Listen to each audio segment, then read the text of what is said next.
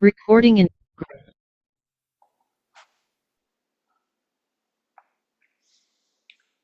사도신경으로 우리의 신앙을 하나님께 고백하겠습니다. 나는 전능하신 아버지 하나님, 천지의 창조주를 믿습니다. 나는 그의 유일하신 아들, 우리 주 예수 그리스도를 믿습니다. 그는 성령으로 잉태되어 동정녀 마리아에게서 나시고 본디오 빌라도에게 고난을 받아 십자가에 못 박혀 죽으시고 장사된 지 사흘 만에 죽은 자 가운데서 다시 살아나셨으며 하늘에 오르시어 전능하신 아버지 하나님 우편에 앉아 계시다가 거기로부터 살아있는 자와 죽은 자를 심판하러 오십니다. 나는 성령을 믿으며 거룩한 공교회와 성도의 교제와 죄를 용서받는 것과 몸의 부활과 영생을 믿습니다. 아멘. 내 평생의 선하심과 인자하심이 반드시 나를 따르리니 내가 여호와의 집에 영원히 살리로다. 아멘. 거룩하신 아버지, 지난밤 우리에게 안식을 주시고 이 아침 우리를 깨워 말씀 듣는 자리로 불러주셔서 감사합니다. 하나님과 동행하는 오늘 하루 되기를 원합니다. 하나님의 선하심과 인자하심이 오늘 우리의 삶을 온전히 추격하여 우리를 은혜 가운데로 인도하심을 믿습니다. 어떠한 일, 어떠한 사람을 만나든지 하나님의 은혜가 앞서 행함을 믿으며 감사드립니다. 이제 말씀을 듣습니다. 바르게 깨닫는 은혜 허락하여 주심을 믿으며 예수님 이름으로 기도합니다. 아멘. 본문 말씀은 마가복음 11장 20절부터 25절입니다. 마가복음 11장 20절에서 25절 말씀 함께 봉독하겠습니다. 그들이 아침에 지나갈 때에 무화과 나무가 뿌리째 마른 것을 보고 베드로가 생각이 나서 여짜오되 라삐여 보소서 저주하신 무화과 나무가 말랐나이다. 예수께서 그들에게 대답하여 이르시되 하나님을 믿으라. 내가 진실로 너희에게 이르노니 누구든지 이 산더러 들리어 바다에 던져지라 하며 그 말하는 것이 이루어질 줄 믿고 마음에 의심하지 아니하면 그대로 되리라. 그러므로 내가 너희에게 말하노니 무엇이든지 기도하고 구하는 것은 받은 줄로 믿으라. 그리하면 너희에게 그대로 되리라. 서서 기도할 때에 아무에게나 혐의가 있거든 용서하라. 그리하여야 하늘에 계신 너희 아버지께서도 너희 허물을 사하여 주시리라 하시니라. 아멘.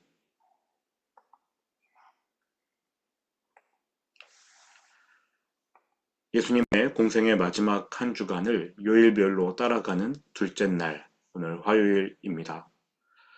예수님께서는 주일 밤과 월요일 밤, 그러니까 어젯밤도 나사로의 집에서 주무셨을 것입니다. 아니면 어젯밤에는 나사로에게 신세 지는 것이 싫어 노숙하셨을지도 모릅니다. 오늘 아침 일찍 일어나신 예수님은 다시 예루살렘 성전으로 나아가십니다. 그런데 가는 길에 저 멀리 흉측하게 말라 죽은 무화과 나무 한 그루가 눈에 들어옵니다. 어제 아침 예수님께서 저주하셨던 그 무화과 나무였습니다. 어제 저녁까지만 해도 멀쩡했던 나무였어요. 그런데 하루 만에 땅 위로 뿌리를 드러낸 채 말라 죽은 것 아닙니까? 베드로가 조심스레 입을 엽니다. 21절 베드로가 생각이 나서 여짜오되 라삐여 보소서 저주하신 무화과 나무가 말랐나이다. 베드로의 이 말에 예수님은 걸음을 멈추십니다. 그리고 믿음 없는 제자들을 측은히 바라보십니다. 어제 아침에 예수님께서 분명히 말씀하셨거든요. 이 무화과 나무는 다시는 열매를 맺지 못할 것이다. 무화과 나무가 이 말씀을 들었고 제자들도 이 말씀을 들었습니다. 무화과 나무는 이 말씀을 듣고 순종해서 죽었습니다. 당연한 일이지요. 문제는 제자들입니다. 그들은 말라 죽은 무화과 나무를 보면서 깜짝 놀랐습니다. 천지의 주제이신 예수님께서 무화과를 저주하셨으니 말라 죽은 것은 당연한 일인데 믿음이 없는 제자들은 그 당연한 일을 이상하게 여겼습니다. 3년간 예수님과 함께했던 제자들이지만 말라 죽은 무화과보다 믿음이 없습니다. 예수님께서 제자들을 바라보시는데 갑자기 햇살이 눈부시는 것 같아요. 성전 벽에다 금빛을 번쩍입니다. 그 순간 예수님은 성전이 서 있는 시온산을 손가락으로 가리키면서 말씀하십니다. 하나님을 믿으라. 내가 진실로 너희에게 이르노니 누구든지 이 산더러 들리어 바다에 던져지라 하며 그 말하는 것이 이루어질 줄 믿고 마음에 의심하지 아니하면 그대로 되리라. 그러므로 내가 너희에게 말하노니 무엇이든지 기도하고 구하는 것은 받은 줄로 믿으라. 그리하면 너희에게 그대로 되리라. 믿음이 없는 제자들에게 예수님께서는 먼저 하나님을 믿으라고 말씀하십니다. 이후에 성전이 서 있는 그 시온산이 바다에 던져지라고 기도하면 마음에 믿고 의심하지 아니하면 그대로 될 것이다. 이렇게 말씀하십니다. 예수님은 지금 아무 산이나 바다에 빠져라 기도하면 그대로 될 것이라고 말씀하신 게 아닙니다. 성전이 서 있는 그 시온산을 가리켜 그것이 바다에 던져지길 기도하면 그대로 된다고 말씀하신 것입니다. 성전이 없어지도록 기도하라고 말씀하신 거지요. 그것이 믿음과 기도와 무슨 상관이 있을까요? 성전이 바다에 빠져지기를 왜 기도해야 하는 것입니까? 어제, 그러니까 월요일이죠. 예수님께서 성전에 들어가셔서 어떤 일을 하셨는지 살펴보면 예수님의 이 말씀의 뜻을 이해할 수 있습니다. 당시 예수님은 성전에 들어서자마자 이성을 잃은 사람처럼 물건을 부수고 환전꾼들의 상을 엎어버리고 비둘기 파는 사람을 노끈으로 때려 내쫓아 버리셨습니다. 제사에 사용되는 그릇을 옮기는 것조차 금하셨습니다. 예수님께서 성전 기능 자체를 마비시키신 것이지요. 대제사장 가야바와 그의 장인 안나스는 성전 단지 안 이방인의 뜰에 상점을 열고 재물을 팔았는데 거룩한 재물이라는 명목으로 통상 가격의 5배를 불렀습니다. 또 성전세 반세계를 내려고 환전할 때에도 비상식적인 수수료를 징수하는 등 그들은 성전을 이용하여 더러운 이익을 챙겼습니다. 성전 예배가 돈 버는 수단으로 전락해버렸어요. 그러니 아무리 성전에서 예배를 드리고 제사를 드린다 해도 믿음이 생기지가 않는 겁니다. 타락한 예배고 정지해버린 종교 기능, 신앙이 아니라 그냥 종교 행위만 반복되는 성전. 그런데 그것도 그나마 돈 있는 사람의 것이었습니다. 성경을 보시면 두 렙돈 헌금한 과부 이야기가 나오지요. 제가 주일에 설명드렸듯이 렙돈은 가장 작은 단위의 화폐였습니다. 오늘날 우리 돈으로 환산하면 800원 정도로 볼 수 있는데 두 렙돈이니까 1600원. 이것이 이 여인의 하루 생활비 전부였습니다. 포도송이 하나, 무화과 열매 하나 정도 살 수 있는 돈인데요. 이 여인은 하나님께 모든 것을 의지한 채 하루 생활비 전부를 성전에 바쳤습니다. 그런데 그거는 성전에 들어갈 때 빈손으로 가면 안 되니까 입장료처럼 드린 헌금일 뿐입니다. 죄 용서의 제사를 드리려면 제물을 구매해야 하는데 너무 비싸요. 돈도 없고요. 본래 비둘기는 가난한 자들을 위해 하나님이 허락하신 속죄 제사 제물이었습니다. 그런데 이 여인은 그것조차 구매할 돈이 없어요. 성전에서 파는 비둘기가 너무 비쌌거든요. 율법에는 비둘기를 구매하기에도 형편이 어려울 경우에 집에서 먹는 밀가루 한 줌을 가져와 제단에 태우어서 죄 용서 받게 그렇게 배려되어 있습니다만 그러니까 하나님께서 누구나 돈이 있는 사람이건 없는 사람이건 누구나 죄 용서 받도록 길을 열어주신 것인데 성전 안에는 외부 재물을 들여올 수가 없습니다. 밀가루도 성전 안에서 돈 주고 사야 했어요. 통상 가격보다 몇 배나 더 비쌌지요. 이 여인은 밀가루 한 줌 구입할 돈도 없었습니다. 하루 생활비 1600원으로 비둘기 못 사고요. 밀가루도 살 수 없습니다. 자신의 생활비 전부 바쳐서 성전에 들어왔지만 죄사함을 받지 못해요. 제사를 못 드려요. 오늘날로 말하자면 입장료를 내고 교회 건물 안에 들어오긴 했으나 헌금할 돈이 없어서 예배에 참석 못한 것과 같습니다.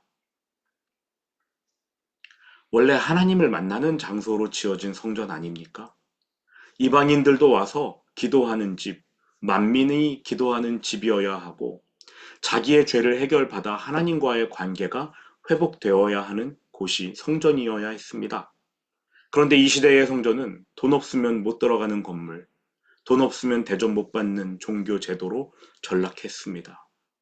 하나님의 집이 하나님께 나아가는 길을 가로막은 것입니다.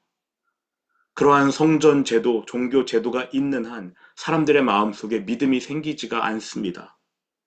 그래서 예수님께서는 그 성전을 바다에 빠뜨리기를 원하셨습니다. 너희가 이 산더러 들리어 바다에 빠져라 기도하면 그대로 될 것이다. 성전에서 장사하는 것을 보며 예수님이 얼마나 화가 나셨는지, 내 집은 만민이 이방인들이 기도하는 집이라 그러나 너희는 강도의 소굴을 만들었도다. 이성을 잃은 사람처럼 예수님은 이방인의 뜰에 좌판 벌려놓은 장사꾼, 환전꾼들을 내쫓고 심판하셨습니다.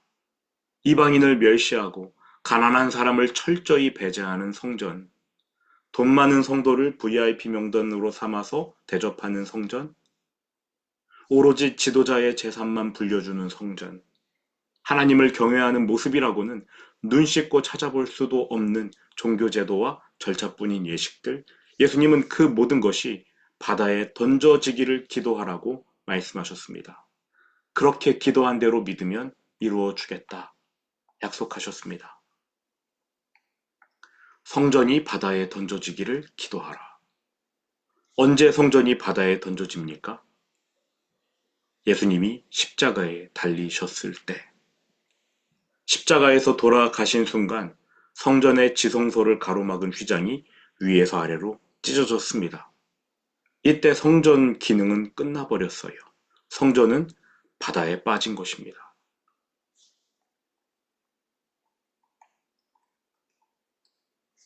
일부 특수 계층만 하나님을 만나던 성전, 예수님이 십자가에서 찢어버리셨습니다.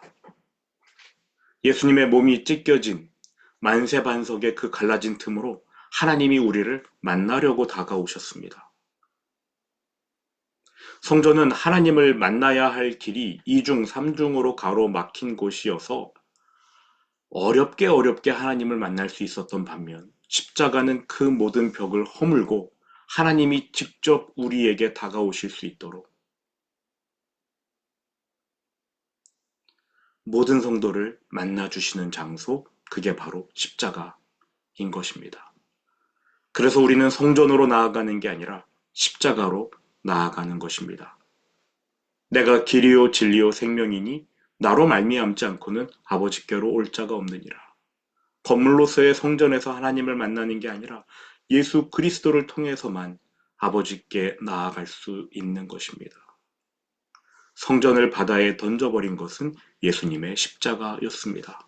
그러니까 성전이 바다에 던져지길 기도하라.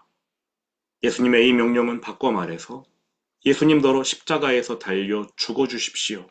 이렇게 간청하는 것과 같습니다. 그렇습니다. 예수님은 제자들에게 십자가를 간구하라. 나의 죽음을 기도하라. 이렇게 명령하신 것입니다.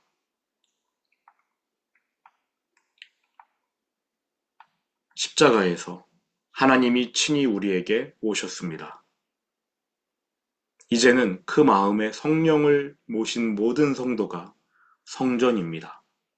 건물이 성전이 아니라 성령님을 모시고 있는 우리가 성전입니다. 무엇이든지 기도하고 구하는 것은 받은 줄로 믿으라. 그리하면 너희에게 그대로 되리라. 예수님이 직접 기도를 들으면서 응답하시겠다는 뜻입니다. 십자가에서 이루어진 은혜입니다. 우리가 직접 기도하고 응답받을 수 있는 길이 열린 것. 십자가에서 이루어진 일이지요. 성전의 제사장이 우리 대신 하나님께 나아가 기도해 주는 게 아니고요. 우리가 직접 기도할 수 있어요. 예수님이 듣고 우리에게 직접 응답하십니다. 중간에 어떠한 장애물이 없습니다. 새로운 길이 열린 거지요. 그러니까 무화과 나무가 말라 죽은 일로 놀랄 게 아니라 예수님을 믿으면 기도하고 응답받을 수 있다는 사실에 제자들은 놀라야 했습니다. 25절입니다. 서서 기도할 때에 아무에게나 혐의가 있거든 용서하라. 그리하여야 하늘에 계신 너희 아버지께서도 너희 허물을 사하여 주시리라 하시니라. 얼핏 잘못 읽으면 우리가 남을 용서해야 하나님도 우리를 용서해 주신다는 말씀 같지만 하나님은 이러한 조건에 따라서 움직이시는 분이 아니지요. 이 말씀의 뜻은 이렇습니다. 내가 십자가에 달려 너희를 용서하였으니 이제 너희가 하나님께 나아갈 길이 열렸다. 하나님께 용서받고 하나님과 화목하게 되었으니 너희는 다른 사람을 용서할 수 있다. 과거에는요, 성전에 가서 복잡한 절차를 거친 후에 제사장들이 죄사함을 선포해 줬습니다. 그런데 이제는요, 예수님이 십자가에 달려 죽으신 이후에는요, 각자가 성전이기 때문에 모든 사람이, 예수님을 믿는 모든 사람이 거룩한 제사장이기 때문에 서로를 용서할 수 있다는 겁니다. 서로에게 용서를 선포할 수 있습니다. 과거 성전이 담당했던 죄 용서의 기능을 이제 우리가 대신할 수 있게 되었다는 뜻입니다. 우리에게 누군가 잘못했으면 용서할 수 있는 거지요. 그게 성전의 기능 아닙니까? 예를 들어 제가 여러분에게 잘못을 했는데 하나님께 나아가 기도하고 하나님 용서해 주세요가 아니라 여러분에게 잘못했으니까 여러분에게 용서를 구하고 여러분이 용서해 주면 하나님이 용서해 주시는 거 아니겠습니까?